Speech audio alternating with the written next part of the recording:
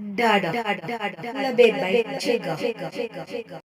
Jenis-jenis dada yang harus dikenali supaya boleh dihindari. Dada jenis opiat diperolehi daripada tumbuhan pokok popi. Getah dikeluarkan daripada buah popi, lalu ia dikeringkan dan diproses menjadi dada kumpulan opiat iaitu candu, morfin dan heroin. Metadon dan petadin adalah opiat jenis sintetik. Stimulan merupakan bahan kimia psikoaktif yang merangsang aktiviti sistem saraf pusat.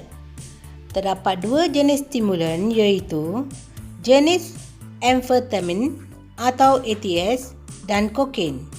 Pil ekstasi dan syabu atau lebih dikenali sebagai ais antara dada jenis stimulan. Kanabis atau ganja adalah sejenis dada yang paling kerap disalahgunakan. Ia biasanya disalahgunakan untuk tujuan relaksasi dan memberi si pengguna perasaan seronok. Ganja diperoleh daripada sejenis pohon yang bernama Cannabis sativa atau hemp. Pohon kanabis mengeluarkan sejenis damar yang mengandungi satu sebatian psikoaktif yang dipanggil THC. THC akan meresap cepat di paru-paru yang menyebabkan kanser paru-paru. Halusinogen, dadah pengubah tingkah laku, tanggapan diri dan perasaan. Hanya dengan mengambil sedikit sahaja LSD iaitu dada jenis halusinogen akan mendatangkan kesan halusinasi. Ia menyebabkan gangguan besar dalam persepsi seorang tentang realiti. Dada jenis ini boleh mengubah pandangan visual dan menyebabkan ilusi sehingga amat susah membezakan yang benar dan yang tidak.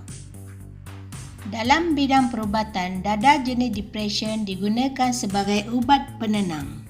Ia bertindak kepada sistem saraf tunjang manusia untuk menekan, memperlahankan atau menghentikan fungsi-fungsi saraf tunjang, seterusnya mengakibatkan fungsi tubuh terhenti. Terdapat pelbagai faktor yang menyumbang kepada penagihan dada. Antaranya tekanan hidup. Tekanan hidup berpunca daripada pelbagai situasi seperti kemiskinan, ketidaksempurnaan dari segi fizikal dan lain-lain lagi yang menggalakkan penyalahgunaan dada. Faktor kedua di sini ialah genetik. Sekiranya anda mempunyai seseorang dalam keluarga anda yang pernah ketagih dengan dada pada masa yang lalu, itu tidak bermakna anda juga akan menjadi ketagih. Walaupun begitu, kerana ahli keluarga anda adalah seorang penagih, anda akan cenderung menjadi ketagih jika anda memilih untuk menggunakan dada. Statistik menunjukkan bahawa genetik boleh menyumbang 40 hingga 60% kepada risiko penagihan dada. Antara faktor lain ialah kesihatan mental. Mereka yang mempunyai penyakit mental lebih cenderung menyalahgunakan dada. Ada kemungkinan ubat memberi mereka rasa sihat.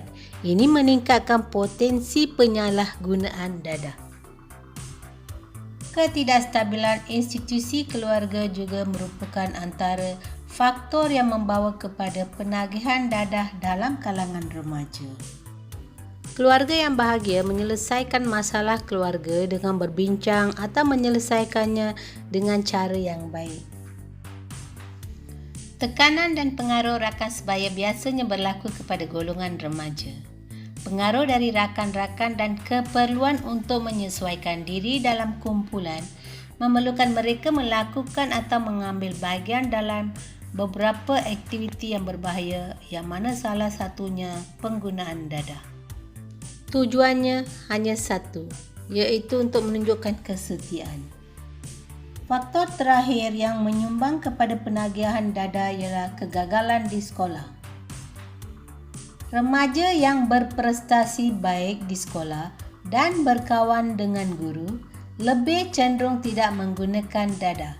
Tetapi remaja yang kemerosotan prestasi akademik dan disiplin di sekolah kemungkinan besar lebih cenderung untuk menagih dada. Ciri-ciri penagih dadah. Penagih dadah sanggup melakukan apa sahaja semata-mata untuk mendapatkan duit untuk membeli dadah.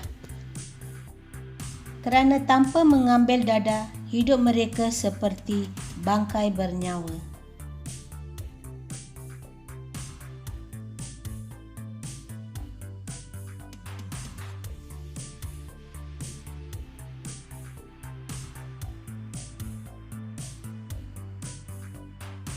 Penagih dadah membuat pelbagai hela untuk menyembunyikan identiti sebenar mereka seperti meninggikan suara, menyalahkan orang lain dan lain-lain lagi supaya rahsia mereka tidak terbongkar.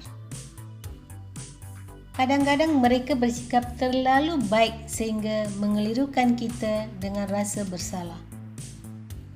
Mereka juga suka mengasingkan diri seperti duduk dalam bilik yang pintunya dan tingkapnya tertutup.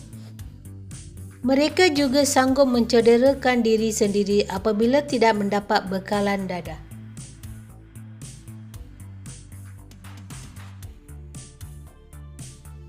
Salah satu faktor keganasan rumah tangga berpunca daripada penagihan dadah.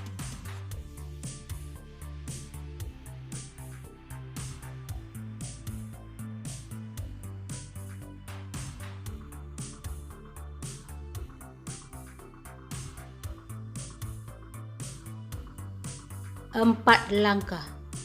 Lebih baik cegah. Kenal pasti situasi yang menyebabkan lebih cenderung kepada penggunaan dadah.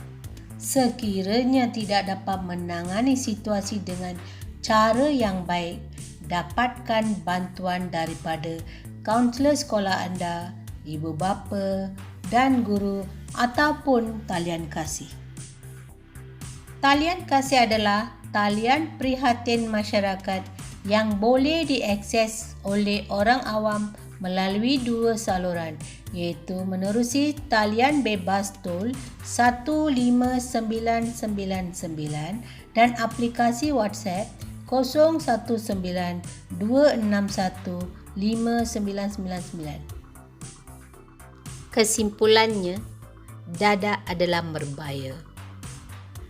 Penagihan dadah menyebabkan kualiti hidup seseorang itu menurun.